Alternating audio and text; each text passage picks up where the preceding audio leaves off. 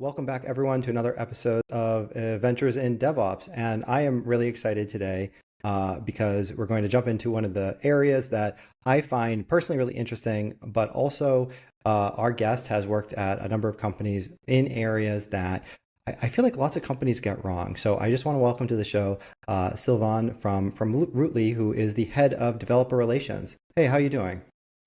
Thank you for having me, Warren. All good. It's good to hear.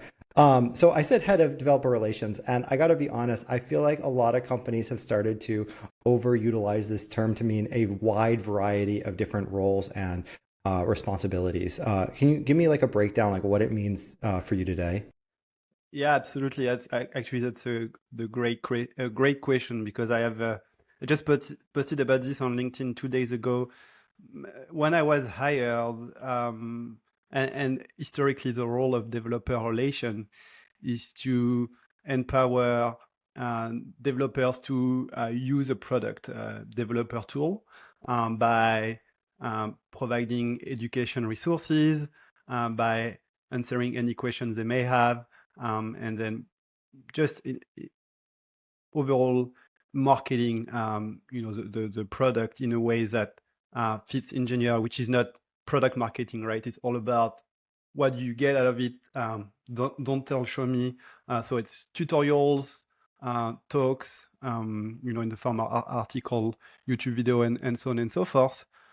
But as I joined Rootly, it was clear that AI, and more specifically here LLMs, are the future of incident management. For those who don't know Rootly is an on-call and incident management platform. So when something breaks and you have people on call who need to respond to the incident, that's where they go to manage the incident up to it being solved. So AI played a big role in that, and we'll speak about it during this episode.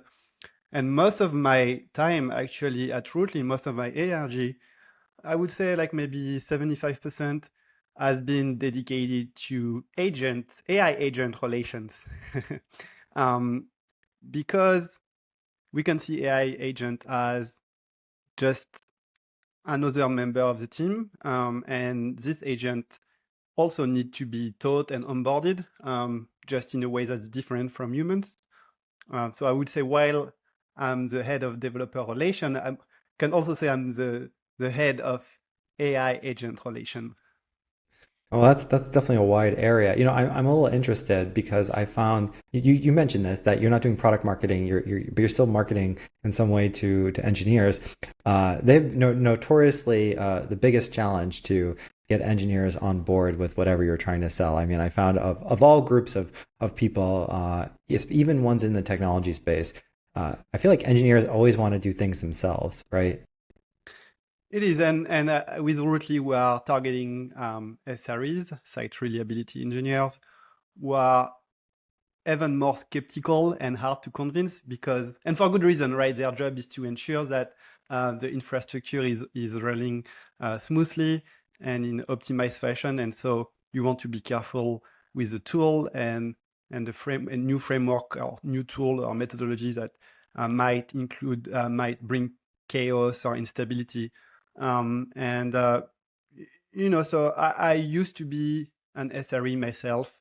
Um, Back then, SRE was not really a thing yet. I was working for SlideShare as a DevOps engineer. We were in the top 50 most visited website in the world back then, displaying about 1.5 billion slides a day, which was definitely large volume. And we got acquired by LinkedIn, where I work as a senior SRE this time for 3 years, and you can imagine the volume. So I've been on the side, on the engineering side, and so I completely, get the persona. And I think at the end of the day, it's just that these people, they don't want to waste time with marketing copy. They want to understand what's in it for them and their job, right? So for me, it comes, very naturally. I don't think it's a challenge, but I think for someone who does not come from an engineering background and doesn't have as good of an understanding as an engineer may have, it may be hard to communicate to this audience, where I think this stigma come from. Yeah. No, I totally get it. Now, I really want to dive into the core topic, which is self-healing systems. We were talking a little bit before the episode started about like this has been your like a lifelong project area. Uh, how did you get into this? I would say is the first thing. Like, was this like you always knew this was the thing you're going to go into, and like how long have you been doing this, and what does it really mean to work in self-healing systems? Yeah, so it goes back to actually I started the project when I was working for SlideShare as a DevOps engineer slash a site reliability engineer. And I was on call and I had to, manage outages. Back then, we were using Puppet as a way to ensure that our infrastructure was as it should. Ultimately, there were a lot of repeat incident or a lot of outage or, issues that were coming from the same type of problems. I think as engineer grow in their careers, they kind of know what are the main failure types, um, and so like I think it gets repetitive, and I think a great engineer wants to automate itself and not do the same thing over and over again. And so yeah, that's where the idea of building a self-healing system came about. So, maybe just start off like you said you would see the same sort of regressions over and over again. Was there like one in your mind that was just like the most common where it was like every single time it happened, it was like the driver for you to make a real change in the organization? Yeah, I mean, I know it's been like more than a decade, so I won't have like super sharp example, but I think the classic ones are issue with lack of resources, whether it's storage or CPU or memory, and you need either to um, decrease the load somehow, or distribute or scale. Could be like a service that's misbehaving and you need to restart. Could be a lot of things that I think. So I think the industry took a different route. I think now with Kubernetes, what we do is that if a node is misbehaving, we just shut it down, right? We get rid of it and we start a new one. And obviously Kubernetes is great at scaling. So I think this tool took care, like the self-healing system, still works in this way, right? Like by nuking thing or scaling thing, you can heal a system. I think in my mind, I wanted to take a different approach where I was envisioning a system that would actually address the root cause. I think in some of the cases, instead of just nuking the thing, like really try to mimic what a human engineer would do. So yeah, that's kind of the philosophy that I had back then. I mean, there's definitely a huge population of engineers who think that the what they would do in those examples would be for sure to restart the machine or the container or the node if it started to run out of memory or processing power. And I feel like that's sort of the crux of one of the issues that I've seen over and over again is that we do build those systems that I say we as collective humanity and not at my current company that automatically restart or allocate more memory or processing power. And I feel like the automatic scale out or scale up uh, for resources can make sense if it doesn't create a negative impact Mhm. on the feedback loop that you have to solve the problem. And I feel like this is one of the problems with automatic restarts is that it doesn't really solve the problem. It still is persistent there. It's going to keep happening. And also, you're delaying actually doing the investigation, and you're also eliminating some of the evidence that would allow you to identify the problem there. So it's really great to hear that you thought that the appropriate process was go out like why is there extra memory usage? Why is the machine getting stuck, et cetera, et cetera. And I feel like that's sort of the thing that sets apart the best SREs from the ones that are just coming in to quote unquote do the job. It is. I think then you need to strike the right balance between achieving the end result, which is scalability, stability, and if restarting is the way to go, and you don't need to spend engineering resources. And obviously, I mean it's working. So I don't think it's a valid issue, but yeah, as you said, you need to strike the right balance between just doing this over and over, and if it's a repeat like outage or issue, might need investigation.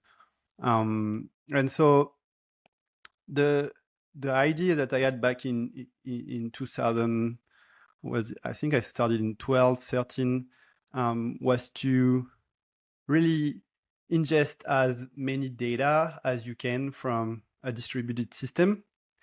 Whether it's um, any logs, any metrics, application logs, traces, and ingest all of this in a data bus. Back then, we were using FluentD, which is an open source message bus, which still exists and actually is very popular. Back then, we were one with Lightshare of the first main user, big user.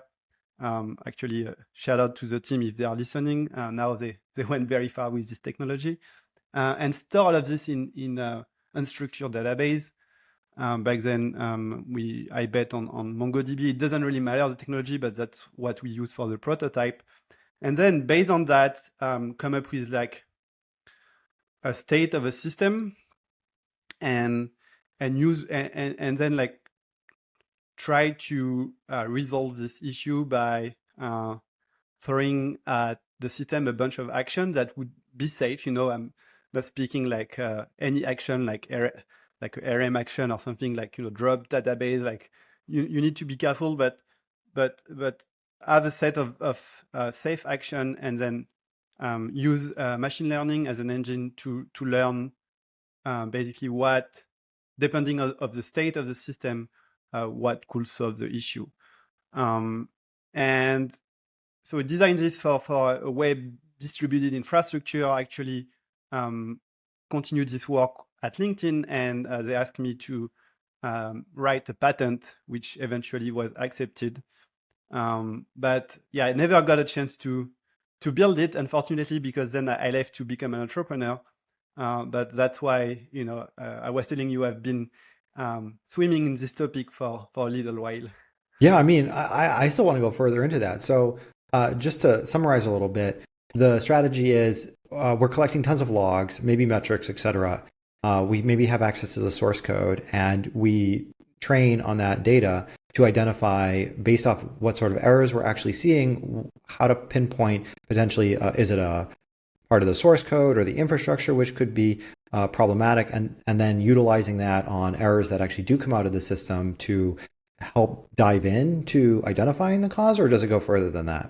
Yes, I think that's the good point. If we speak about, I think back then I directly dived into resolution. I was a young engineer. I was like 25, 26, maybe even younger than this. So I was not really mature, but I think starting with the root cause analysis is the right approach. Obviously, Yeah. that's now with insight it makes sense. But me, my goal was really resolution, which ultimately is where you want to go. So yeah, I was really focusing on direct resolution, and that would be a mix of kind of run books that we could feed, and then more interestingly, a set of um, safe action, uh, safe commands that the system could run and could see if this solves the issue, and then kind of do like a learn from it. Maybe try something, it doesn't work, it's fine. We just ditch this kind of past instruction set as an option, but sometimes it will succeed, and it will use this for the next incident. And all of this would be based on machine learning, obviously. Like the more success you have with an instruction, the more you are likely to use it next time. Back then, machine learning was nearly not as advanced as it is today. Um, so it was hard like to achieve this goal, and I think the industry, I don't think anyone built this type of system until like now. You had one player that did something similar, which is Facebook. They built a system that's called bar, FBAAR, that they defined as self-healing. It was to manage Facebook data center racks. So it was not system, but racks, where it would automatically perform action to solve some production issue, but it was deterministic. So it was not, there were none of machine learning used in it. And then Dropbox in 2016 presented Noru at SRECon. And this was a self-healing system, but for distributed systems this time for web infrastructure. But same here, it was deterministic. So I think this system has been around for like more than a decade, and have been producing value. They've been in production, and I think SRE are generally not up with having mechanism or system working on their behalf and kind of in the shadow. But the truth is that they've been around for a while. I think now the main difference, the big difference, which is a huge difference, is that we are including this machine learning LLM part, which is non-deterministic, and that's a big deal. So let's just dive into that for a second. When we say deterministic in the history of self-healing systems, we're talking about like auto-scaling groups or identifying specifically based off of rules that some engineer wrote what they're seeing and then how to handle the situation very concretely. Is that accurate? It's accurate. LinkedIn also had one that was called Nurse, and it's exactly as you describe it, like a runbook that's written by a human, and then this runbook is triggered based on a specific signal, but it's absolutely deterministic. Yeah. And I think the interesting thing with the deterministic systems is that it really required you to do the root cause analysis so that you could write, like if no run book applied or a run book applied either by a human or through automation didn't have an effect that actually resolved whatever incident you had to actually still do the root cause analysis. And now I feel like we're getting into, I think everyone's waiting for us to talk about this, how to apply, I hate to say AI to this concept. So now that it's 2025, what does it mean to deploy LLM to be able to self-heal a system? What does that actually look like in practice? Yeah, so I think you hit the nail on the head with speaking about the root cause analysis. That's obviously the first step that this system need to do, is to understand what's up.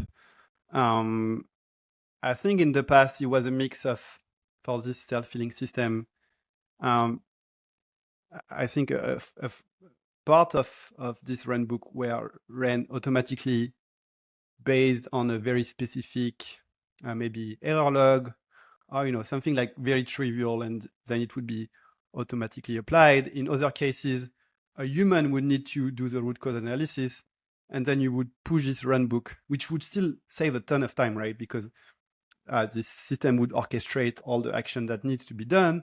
And when we are speaking about very complicated infrastructure like at Google, Facebook, or LinkedIn, it can be a lot of work. But here the idea is that we can throw whatever broken system to this LLM, and it should understand what's up, or at least come up with hypothesis. And I think the hypothesis is very trivial, very important. Sorry, I don't think we should not consider this LLM to be God or to be the silver bullet. We should consider them just as another human, which can make mistake. We make a lot of mistakes, and so I think one key element is to understand that this hypothesis also can have a degree of certainty. And so I think a great AI SRE will provide, as part of the diagnosis, what the degree of certainty that it has about the diagnosis. So human can say, hey, if it's 50%, maybe I should not pay too much attention to it. If it's 95%, okay, maybe I should really look into it. So what sorts of source data are you utilizing in order to feed into the LLM? I'm going to ask you questions about that afterwards. But specifically right now, like, is it a list of like source code and some other things. Like, what does the source data look like? Hmm. So I think with as with many tools in the LLM AI space today, context is king. And I'm going to speak about what we are building at Rootly, which again is an incident management platform. And why I repeat this is because it really matters in the sense that engineering teams will, all the signals that are associated with an incident will flow through their incident management platform, right? It just makes sense, right?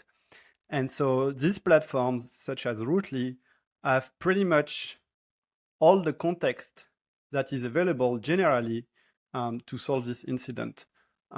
So it can be monitoring, logging traces. It can be more than this. It can be Slack conversation, right? It can be a Zoom call, and here you can do a transcript of the Zoom call, so you can fit this in the LLM. But I think other very important data, such as the history of postmortem incident resolution report, right?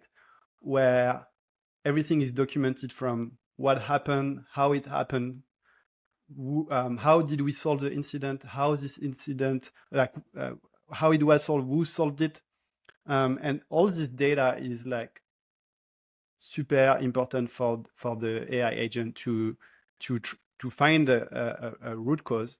Um, and the last one I forgot to mention is obviously anything that's linked to changes, which takes the form of code. So the list of commits is often where you'll find the issue.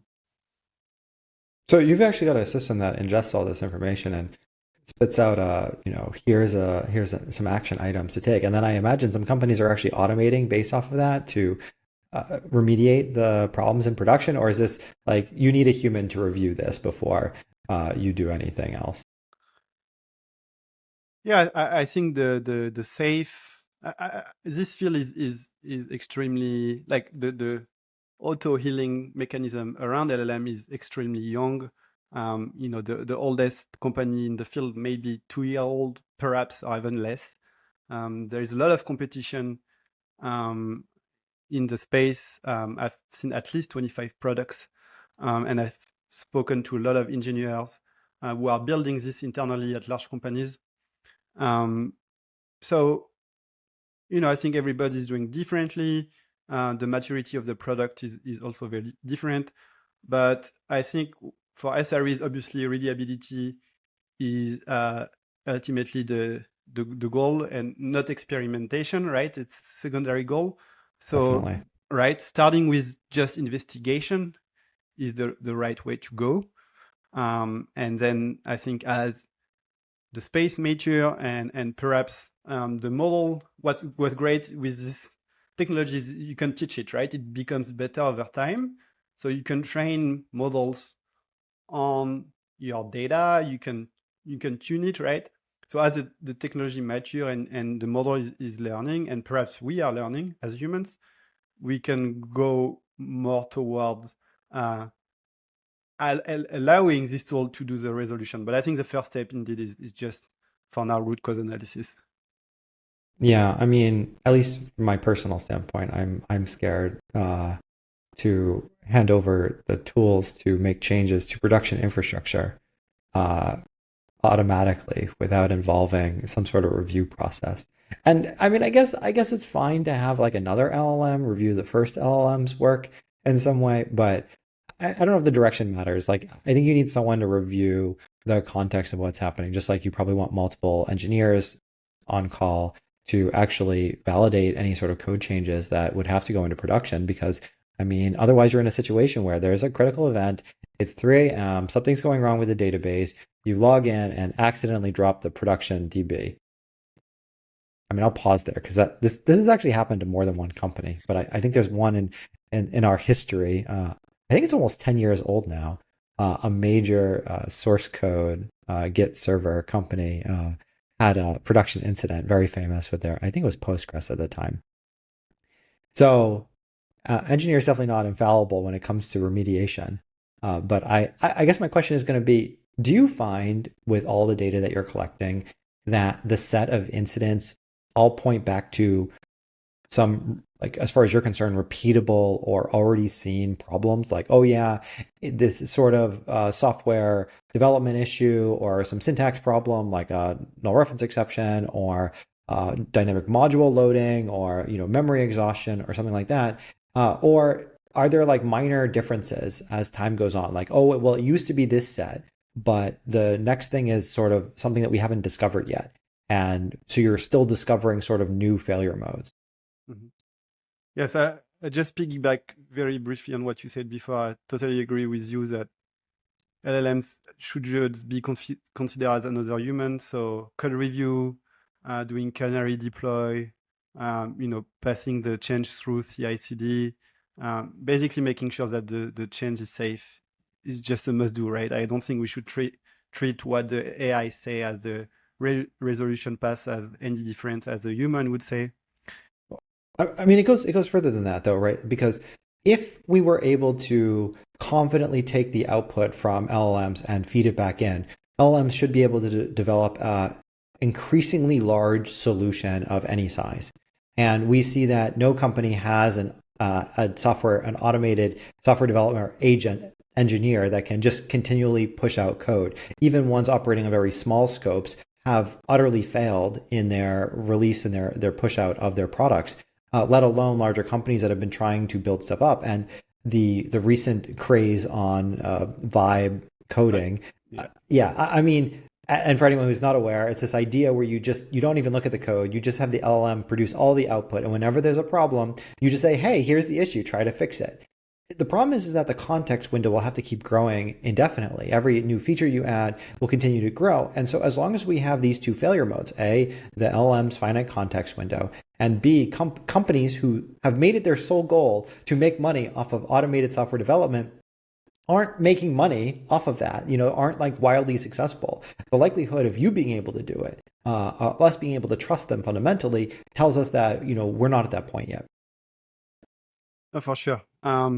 I think the this vibe coding is valuable in many situations. If you want to prototypes, or maybe if you are a very young startup, I think it makes a lot of sense. But when you get to a stage where you hire an SRE or you need stability in your product or you are pushing a product that is crucial for your customer system, I don't think this type of engineering practice, if we can call it this way, makes sense. Um, and but I think this technology can bring a lot of value. You mentioned, do we find patterns in the type of incidents that we see through this system? And that's a really great question. So one of the initiative I'm leading at Rootly is the Rootly AI Labs. It's a community-driven initiative where we hire software engineers. We have the head of platform engineering at Venmo, the former head of AI at Twilio, and other very smart student PhDs from Stanford and whatnot. And we pay them to create open source prototype, leveraging the latest AI innovation to see how can this be applied to the world of reliability and system operation. And one of the projects that we are working on is exactly what you mentioned, is to create a graph of the incidents and see if we can find patterns. So it could be an area of your infrastructure or a part of your application, or perhaps a type of failure. Let's say we spoke about resources.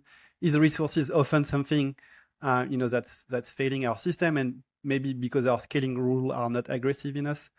And LLMs are helping us to create this graph because they are great at ingesting unstructured data and make sense of it. And so then we can create this graph that can empower our SRE team to understand where instability come from.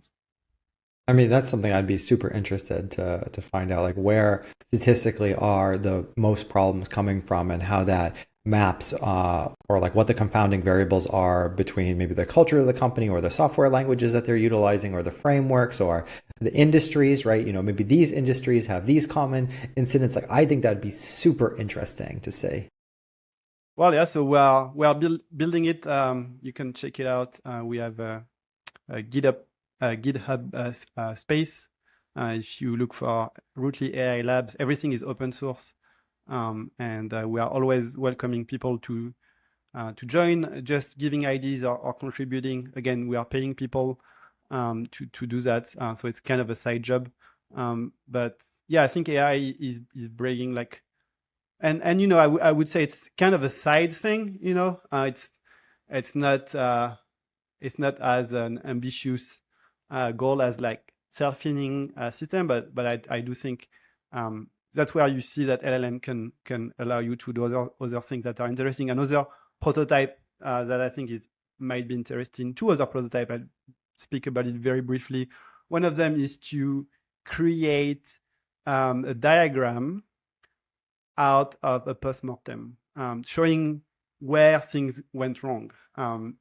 And postmortem are actually kind of painful for engineer to write. Like, no one wants to do that.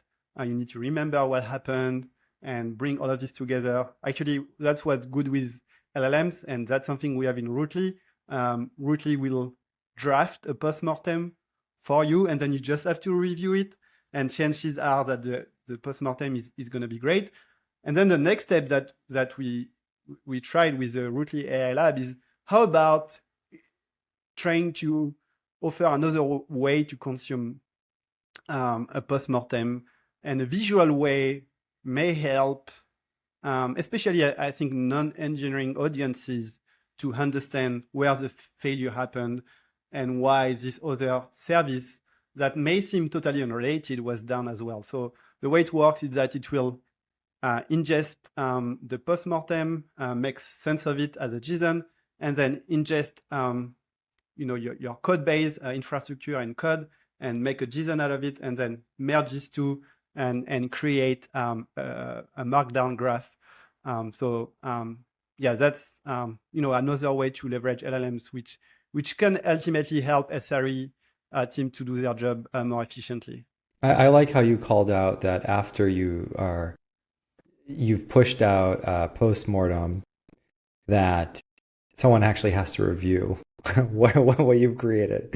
Like, no, don't just take that and start sending it to people as the official thing. Or like, if you take an LLM generated postmortem and you put that up publicly, you will for sure get harassed on Blue Sky and Mastodon very quickly about how you spent zero effort into making sure that that was accurate. It's very easy to identify LLM generated stuff like It that. is. And the second thing that we've built that may be of interest to the audience is an on-call burnout detector.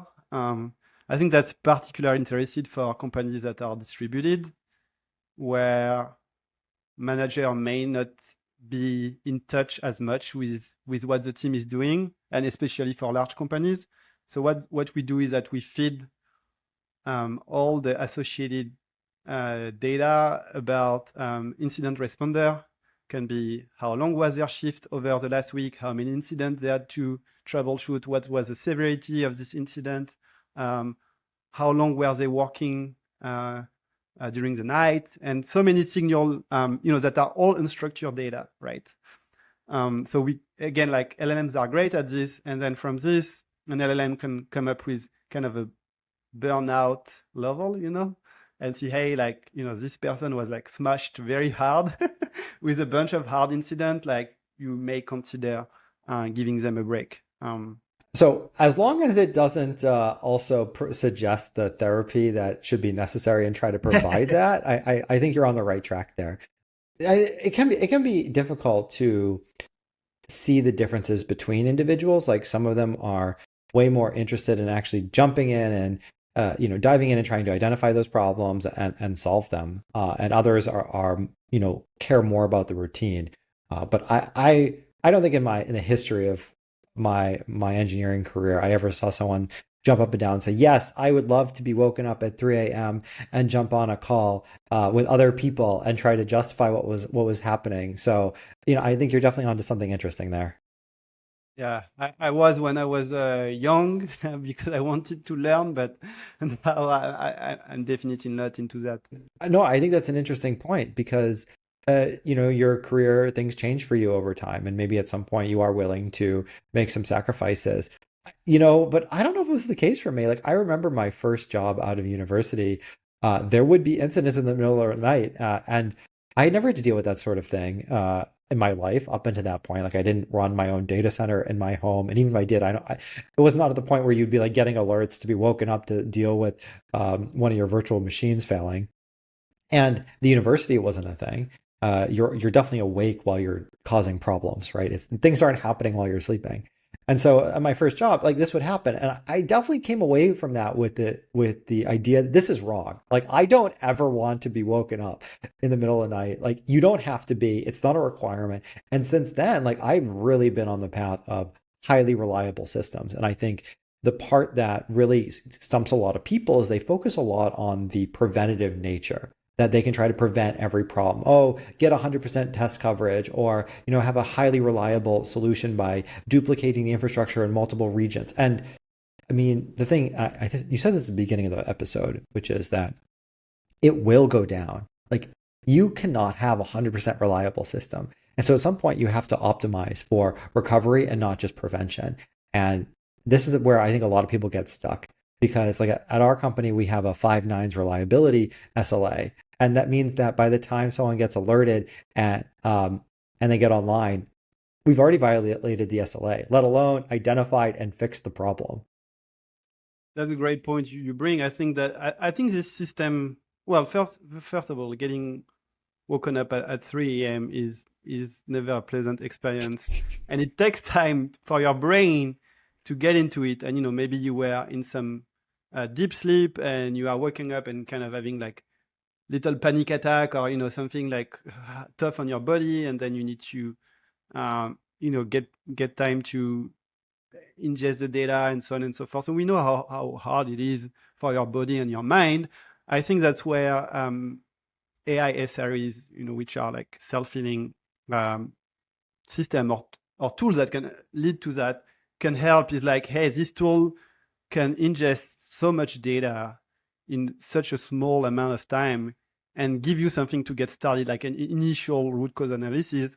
Then by the time you get to your computer, you already have something ready to look at. Hopefully it's 95% confidence, and you just have to push the fix that they suggest. So I think it's such a great tool.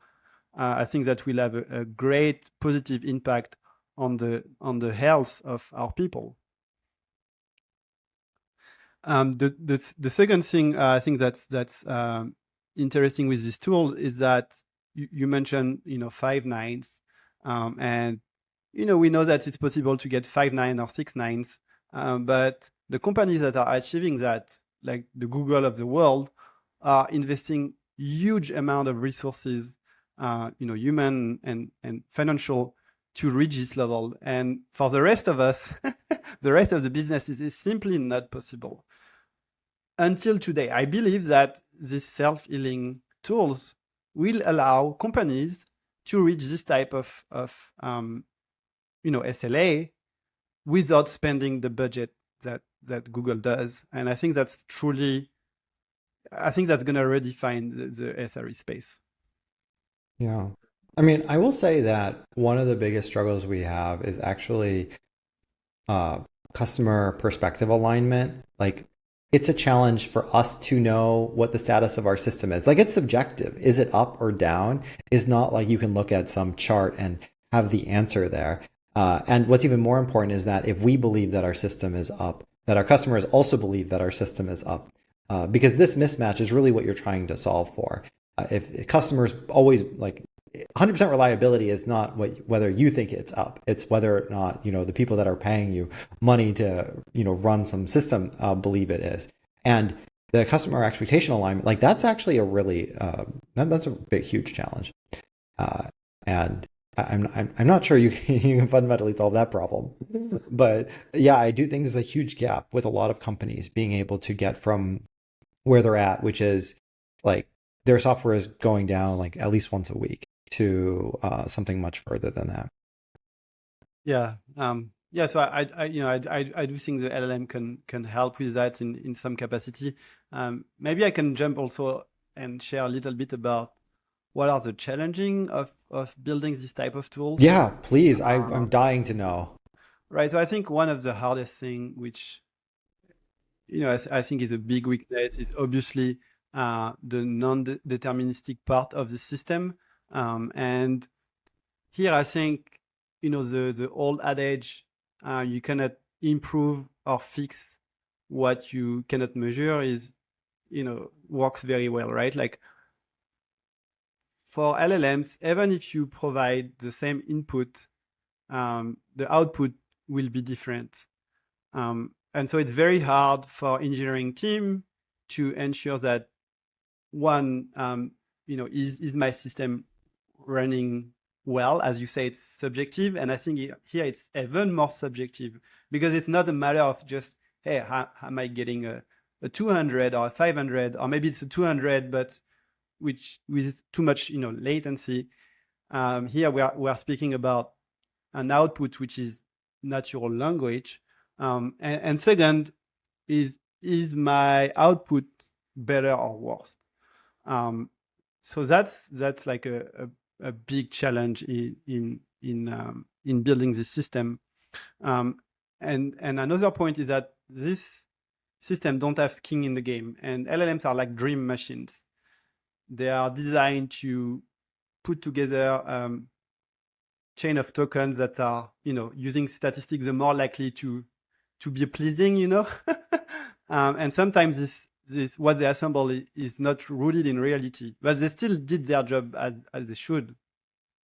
And so if we compare this to a human, when if let's say, Warren, you are my manager, and I'm working on troubleshooting this incident, and I'm like, hey, I think that's the issue. I think this is where we should look. I have skin in the game, right?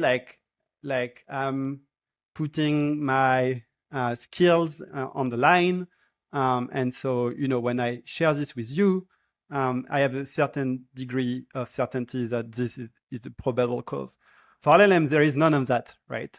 Um, so here, what we've done at Rootly is that we have two types of agent. We have the master agent, which is orchestrating sub agents which are in charge of doing the work of gathering data, trying to understand, like doing the grind work, and then coming up with an answer. And the master agent will make sure that the overall narrative makes sense. And there is not an agent that's like, coming up with something that doesn't make sense, like a manager would do. So what's funny with LLMs is that it kind of mimics a human narrative, a human dynamic. Yeah, no, I mean, I feel like the most common questions I end up asking are, how do you know and why now? And LM's not so good at solving that one. Especially when like a bunch of changes all stack together to then cause the problem, right? You look at individual changes and they all seem fine, and then only together do they cause the issue. So, I mean, I do see this sort of interaction is necessary. I do want to ask you about your models, though. Uh, so, are you taking some fundamental, like some foundational model out there that's available open source and fine tuning it? Are you building it up from scratch? Is there one particular company's models that you like more than others? What does this look like for you? Yeah, so I think that the assumption that I think anyone not like deep in this space would assume is that you need to train models. You need to tune it using, in our case, our like your customer data, or like if you are building this internally, your specific data. What we found is that this is actually not needed for most of the incidents. Um, like out of the shell on like model like works perfectly fine, and we'll find most of the issues. Training model is actually really hard. really costly, and we haven't found so far, we are still early, in this space. So I think we'll get to this eventually, but I think for now we are finding the most value um, by not doing it. I think there again, like it's difficult, it's expensive, and then there is a lot of skepticism and I think issue with privacy and security. Companies don't want their data going into LLMs. Even if we would do this only for the LLM. Um, so um, what we found matters the most is really the context that you provide, and I think what we found is the most valuable is the non-technical stuff. But what I mean by this is the human generated context. And when we link this to Rootly, it's two things. The first one is the former postmortems.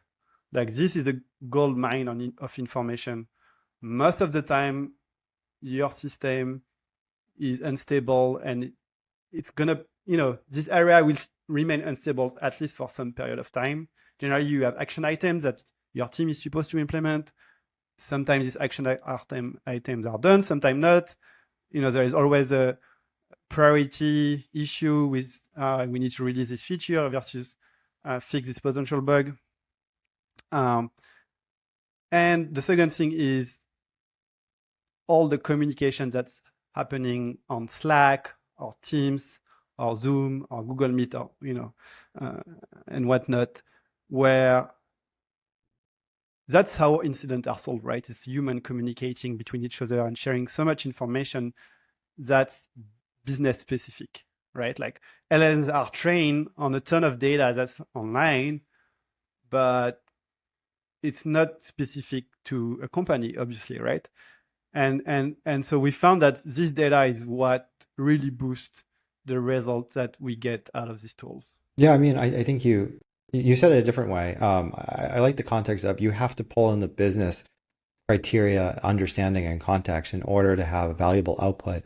And I think it's, can even be more than that. It's the fundamental nature of LLMs that we have today. Like it's not AI, it's transformer architecture, which, is fundamentally lacking the reasoning piece. Like they'll never be able to reason, which means they'll never be able to make a decision based off of the business context. But they will be able to do a little bit better of pulling that in and combining it with the output that it would normally get.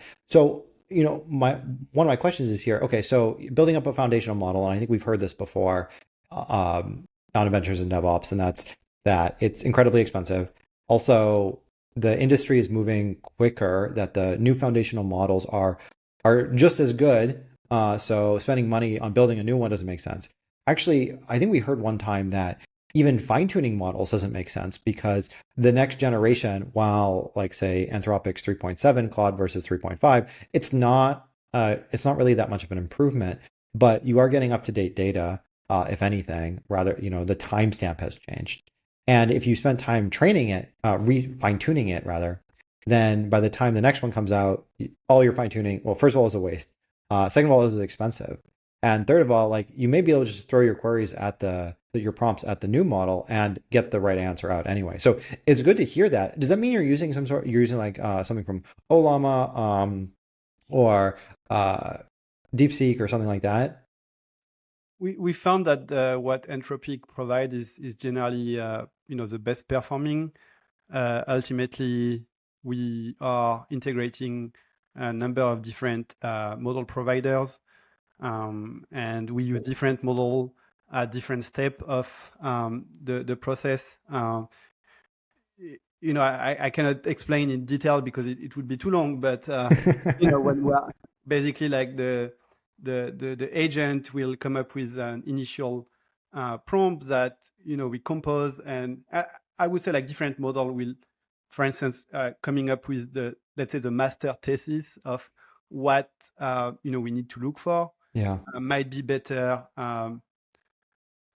created by some model, and then the actual technical part may be better done by another model. So it's a moving target, as you said. Like the industry is moving fast.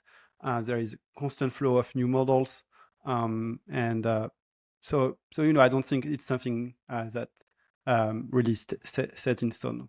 Do you do something to validate model changes? So, for instance, when 3.7 came out, are you still using 3.5 before you can, like, you have some set of standard templates or system prompts that you can throw at it and validate that the answers still make sense? The RCAs and postmortems that you're doing still are understandable and match and somehow validating the outputs. Like, what does this process look for you? Yeah, LangChain has a bunch of open source tools that can allow you to do this. So we are constantly, you know, tracing every like all the different, it's like kind of a tree, right, with different node and paths, and we keep track of everything that's being done, the reasoning, the output, and we constantly measure, the performance. So that's definitely something that we do. That being said, I think it's a challenge. It's still a challenge, to really understand the the quality, how the quality is shifting. There were a talk at SRECon in Santa Clara a few weeks ago. I think it was the AI director at Asia, who was speaking about one of the model-based product that they are using, and he was saying that it's very hard for them to understand um, how to measure that, and they are relying on NPS. Um, so it's a promo neutral promoter score, which is basically an industry standard rating, which is like, would you recommend this to your friend and family to assess how their model are doing? And I think that was like really shocking to the audience. We do know from experience that like NPS is like totally wrong from the net standpoint because you should never ask from a human psychology standpoint, you should never ask someone what they would do, Right. but metrics on what they have done. And I think that's often the problem. But I mean, I think it really goes to show that there is no good way of adequately measuring these things. You have to do it within context of like what your business is doing. For instance, at Rootly, being able to do the incident management.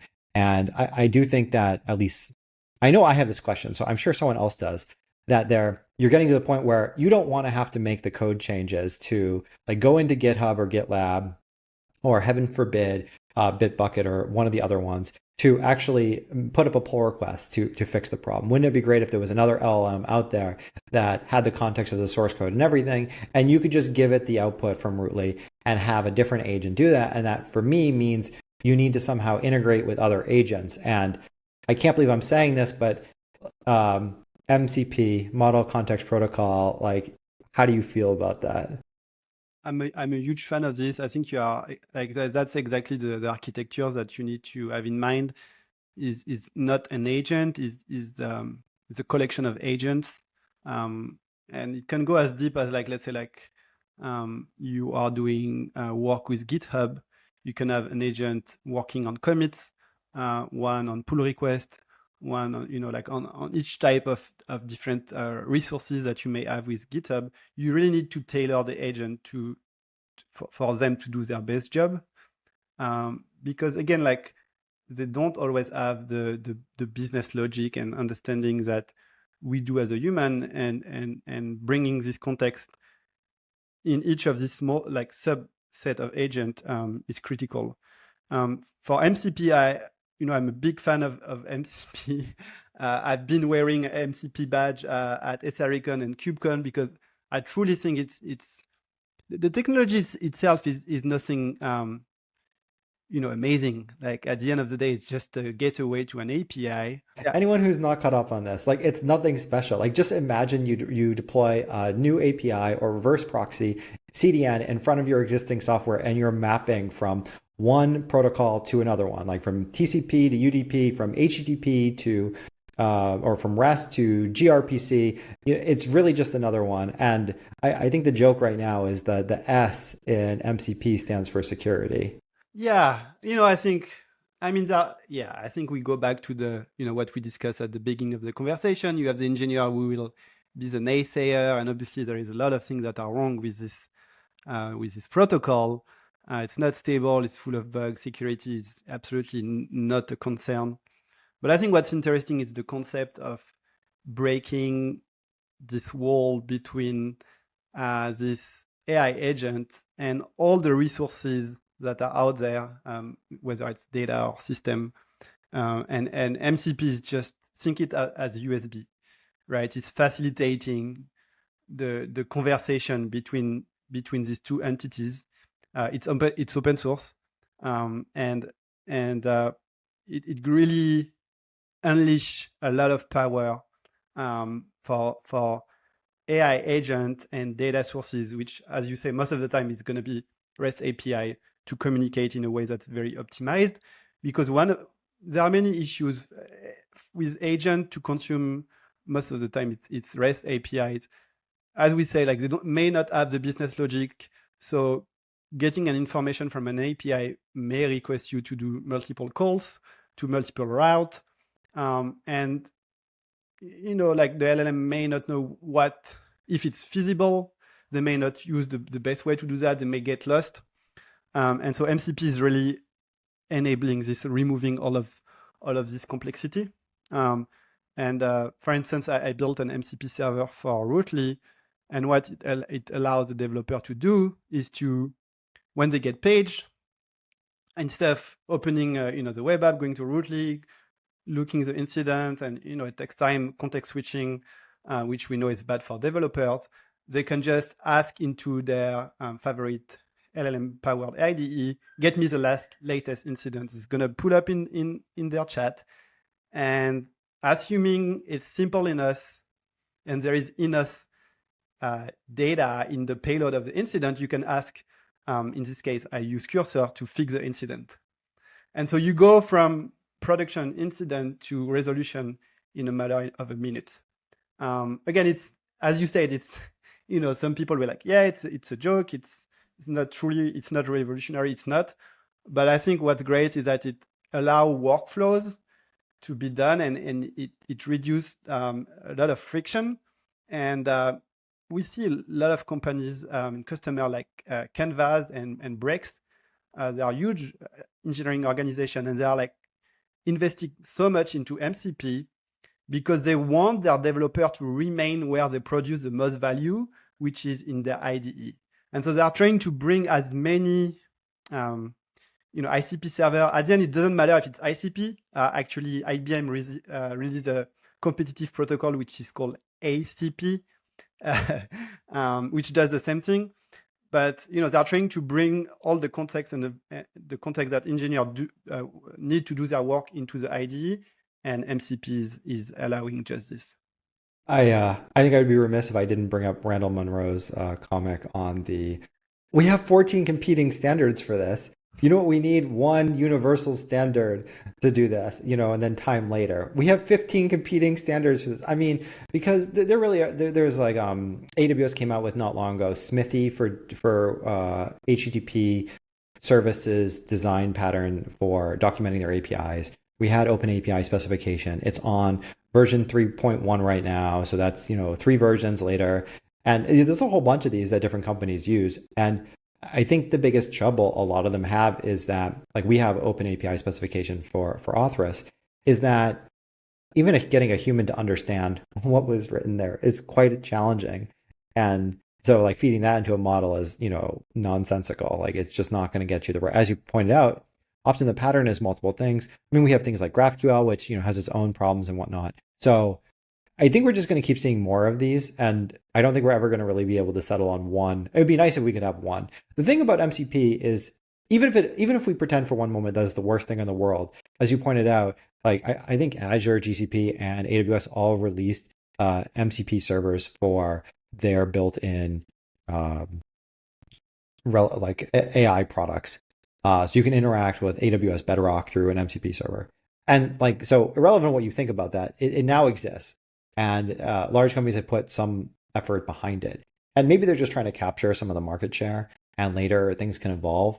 I do think that, especially if a lot of companies are going to speed over quality, that we may not get for like that many more iterations of a protocol for it to work. I mean, I'll take this over the using sound, high frequencies to communicate between devices that have, LLMs. Like, I don't need that. It can go over the internet, please. Like, that's where I'm comfortable with my security. I'm not comfortable with things going through the airwaves because otherwise it's going to be the Alexa, please order me, another 24 roll of toilet paper from an advertisement running on my television and actually have it happen. And like, this is recorded that this has happened. Like, so I don't need that to happen. People will have this happening. So I think MCP is still a little bit more secure than some of these other protocols that are out there.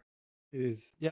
Again, I'm not a MCP evangelist. I think I'm not vouching for the technology, but more the concept. I think there's some serious limitation, a lot of issue with it. I think one of them is security. I think we already discussed, so we won't go Yeah. on that.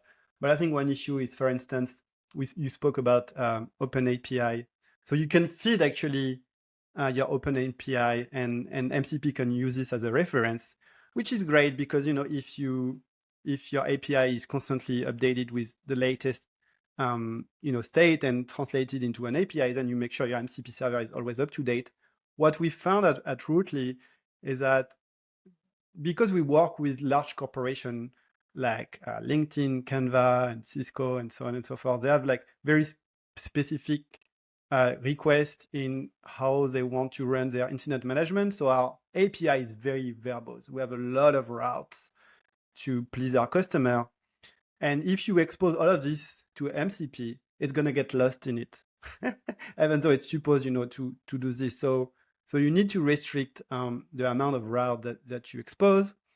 And the second thing is even at the next level in the MCP server chain is within the client in the editor. Like what people recommend is you can have up to 5 to 10 MCP server. After that, your local agent is going to get lost because, again, too much context. So, this technology is, I don't know if it's going to mature or something is going to replace it.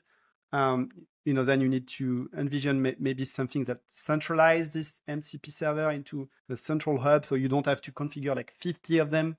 But I think it's on the right track. And I think we see adoption, but yeah, we will see where this move. OpenAI recently announced that they are supporting MCP, which is interesting because they are competing with Anthropic. So yeah, I think there will be more of this for sure. Well, I actually, my pick at the end of the episode will actually be related to that. So I think it's really interesting that you brought that up. Yeah, I mean, there's a lot there realistically, and I don't like unless you need it, you probably don't need to spend any time looking into MCP. It's highly specific here for agents talking, communicating with each other. I think the hard problem that we'll get to very quickly is at scale, being concise and meaningful and focused on what the business value is going to be even more important. And arguably, it has always been important, but it's very easy to add another route to your open API specification or your web service or whatever you're running, and having users just be like, oh, they'll deal with it, right? They'll deal with the problem. And I think realistically, you want to be as clear and concise about what you're offering and what your business is and what the product is offering, but still give your customers freedom to utilize your product how you want. And now you are almost required to make it happen because the limited context windows for LLMs, for agents, for MCP is going to be even more of a problem. I mean, you scared me by saying 2 to 5. I feel like if you have any more than one, I think you really have to question, what the thing is that you're fundamentally offering. I mean, I do see platforms like Atlassian's where like may have one for Jira and one for Confluence, because that's like a knowledge base. Then there's like the issues and one for maybe the Git server. Each one of those could potentially be a different server. You say you're not an evangelist, but you are the first person on this podcast to come on and say MCP. So that I think by definition makes you the evangelist. And I think there may be a good moment to switch over to picks. But before we do that, I'll ask you, is there any one last thing that you want to share? Yeah, if you are curious about MCP, and I've been to KubeCon and Saricon, the vast majority of people still don't know about it. We are organizing an event on April 24th at GitHub in San Francisco. We'll have speaker from Browserbase, Anthropic, OpenAI, GitHub, Factory AI, and a lot of other companies. We'll have demo and a panel where we'll go over what the heck is MCP. And I think more broadly, as we chatted, like what does this mean for the industry and where is this going? Okay, then I think this is a great point to move on to our picks. I'll go first. My pick is this short article online by Ed Zitron. He has a blog, and it's called "Where's the Money?" It's he's arguing that there's no AI revolution. If you look at companies like Anthropic and OpenAI, they're funneling tons of money into it, and they're not getting the value out. And so, in a way, they're doing the nice thing of subsidizing all our great AI usage. So get it while the fountain is going. Ruli's got a great one. It seems. There are ones out there. It's a really great breakdown of how companies are supposed to work, where the money is coming from, where it's being spent, and challenging some of those assumptions. So if you are only optimistic about everything related to AI, I highly recommend reading the article because there's a bunch of really good points that are made that are hard to argue against. Love it. Yeah, that's an interesting question. I think the AGI and the goal of getting to this great intelligence is so juicy that that's why the money is just pouring in. Yeah, I Um, mean, there is this theory that basically we can spend literally all of humanity's resources to achieve this because once we have it, it will produce so much value. That theory hasn't been proven yet, but I'll leave it to people to read the article who he's articulated this much better than I have. Okay. Sylvan, what do you got for us today? well, I'm gonna it's gonna be my a pick that I wrote, and I know it's gonna be controversial, which is why I want to share it. Even better. Online, everybody is speaking about vibe coding. And so I think what's coming for us SREs is incident vibing. Oh no. Because the amount of incidents that's going to come our way is probably going to increase. And more importantly, I think a lot of the fundamentals that makes an engineering organization solid are going away. A few things. For instance, having a team that knows their code base very well. It's kind of going away because humans are not doing the coding anymore, right? They are merely like reading it, doing code review. Perhaps they will, use another LLM, another model to do the code review of another model. But anyway, I think in general we know that the knowledge of the code base is going to go down. The other one is having matter experts in some fields, especially as your company grow. Let's say maybe you want someone who's like very sharp on database or web server, whatever it is. And this again is going away because of what I've just mentioned, but also because I think it's going to be increasingly harder for young professional to gain this experience and this flair that senior engineer have. And so what's the solution? I think it's incident vibing. And I think it's one of this story where if you cannot beat them, you should join them. Uh, and so in this article, I speak about what are some of the ways that the companies can get ready with incident vibing. I love it. We'll share that link in the pick section of the episode. I mean, I both love and hate your pick, honestly, because like I'm so with you that vibe coding is terrible. And if we look at the Door report or the episode we did on the Door report from 2024, we see that the LLM sacrifice speed for quality.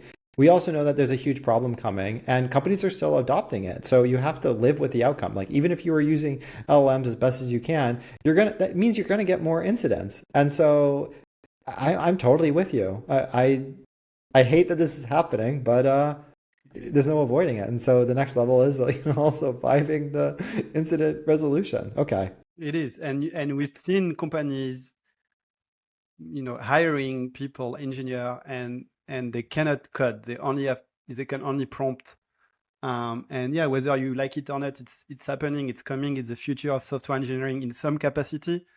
And so I just think we need to get ready for it. That's the only thing you can do. I mean, I love the perspective. You know, it doesn't matter if you agree or disagree with utilizing it. It's happening. And with that, I'll say thank you, Sylvan, so much for coming on this episode and sharing your perspective and what Ruthie's been doing. Thank you, Aaron, for having me. Yeah, and thanks for all the listeners and viewers of this podcast. And we'll see everyone